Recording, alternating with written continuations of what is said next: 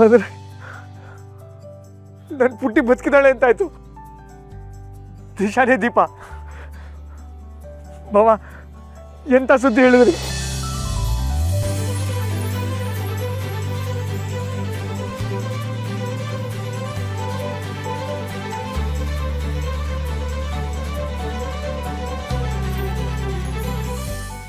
ಸಾರಿ ಭಾವ, ಸತ್ಯ ಗೊತ್ತಾಗದೆ ಬಾಯಿಗೆ ಬಂದಿದ್ದು ಮಾತಾಡ್ಬಿಟ್ಟೆ.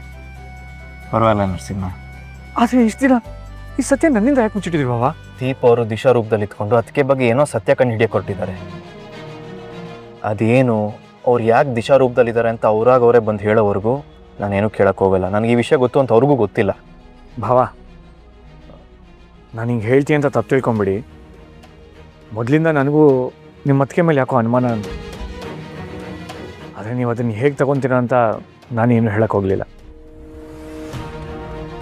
ತಪ್ಪು ಯಾರೇ ಮಾಡಿದ್ರು ಅವ್ರಿಗೆ ಶಿಕ್ಷೆ ಆಗಲೇಬೇಕು. ಅದು ಅದಕ್ಕೆ ಆಗಿದ್ರು ಅಷ್ಟೇ, ಬೇರೆ ಯಾರೇ ಆಗಿದ್ರು ಅಷ್ಟೇ. ಸದ್ಯಕ್ಕೆ ನೀವು ದೀಪ ಅವ್ರ ಹತ್ರ ಏನು ಕೇಳಕ್ಕೆ ಹೋಗಬೇಡಿ, ಮನೆಯವ್ರ ಹತ್ರನೂ ಏನು ಹೇಳಬೇಡಿ. ಸದ್ಯದಲ್ಲೇ ದೀಪ ಅವ್ರ ಉದ್ದೇಶ ಏನು ಅನ್ನೋದು ಗೊತ್ತಾಗ್ಬೋದು. ಅಲ್ಲಿವರೆಗೂ ನೀವು ನಂತರ ತಾಳ್ಮೆಯಿಂದನೇ ಇರಿ. ಭಾವ, ನಿಮಗಿರೋ ತಾಳ್ಮೆ ನನಗೆ ಖಂಡಿತವಾಗ್ಲೂ ಇಲ್ಲ. ನನ್ನ ತಂಗಿ ಬದುಕಿದಾಳೆ ಅನ್ನೋದು ಗೊತ್ತಾದ್ಮೇಲಂತೂ ನನಗೇನು ಮಾಡಬೇಕು ಅಂತ ಗೊತ್ತಾಗ್ತಾ ಇಲ್ಲ. ನಾನು ಇಂಡೈರೆಕ್ಟಾಗಿ ಅವ್ರ ಹತ್ರ ಸತ್ಯ ತಿಳ್ಕೊಳ್ಳೋ ಪ್ರಯತ್ನ ಮಾಡ್ತಾನೆ ಇದ್ದೀನಿ. ಅವ್ರಿಗೆ ಏನೇ ಆದರೂ ಬಾಯೇ ಬಿಡ್ತಾ ಇಲ್ಲ. ಹಾಗಾದರೆ ನೀವು ಹೇಳ್ದಂಗೆ ಪುಟ್ಟಿನ ಸದ್ಯಕ್ಕೆ ಅವಳ ಪಾಡುಗಳು ಬಿಟ್ಬೋಣ. ನೀವು ಹೇಳ್ದಂಗೆ ಆದಷ್ಟು ಬೇಗ ಸತ್ಯ ಹೊರಗೆ ಬರ್ಬೋದು.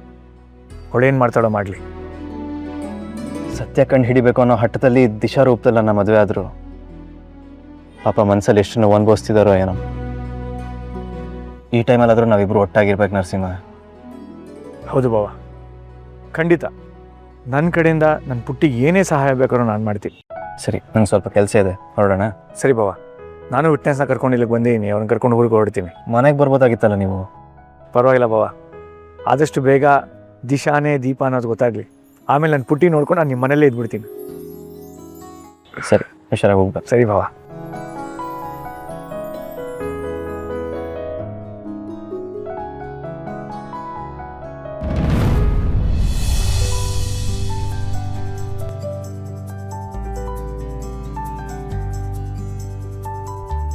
ಅಣ್ಣ, ಹೇಗಿದ್ದೀರಾ ಅಣ್ಣ?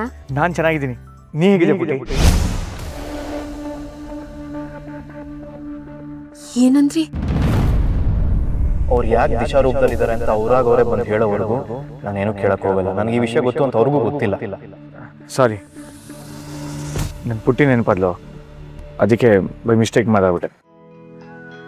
No problem, it's okay. ನೀವೇನಿಲ್ಲಿ? ಏನಿಲ್ಲ, ನನ್ನ ವಿಟ್ನೆಸ್ ಒಬ್ಬರಿಗೆ ಟ್ರೀಟ್ಮೆಂಟ್ಗೆ ಅಂತ ಕರ್ಕೊಂಬಂದಿದ್ದೀನಿ. ಅದು ಸರಿ, ನೀವೇನಿಲ್ಲಿ? ನಿಮ್ಮನ್ನು ಮಾತಾಡ್ಸೋಣ ಅಂತ ಆಟೋ ಒಳಗೆ ಹೋಗ್ತಿದ್ದವಳು ಇಳ್ಕೊಂಡು ಬಂದು ಮಾತಾಡ್ಸೋಣ ಅಂತ ಬಂದೆ. ಪಾಪ ಪುಟ್ಟಿ ಮನಸ್ಸಲ್ಲಿ ನನ್ನ ಬಗ್ಗೆ ಅದೆಷ್ಟು ಪ್ರೀತಿ ಇಟ್ಕೊಂಡು ಹೇಳೋಕ್ಕಾಗದೆ ಒದ್ದಾಡ್ತಿದ್ದಾಳೆ.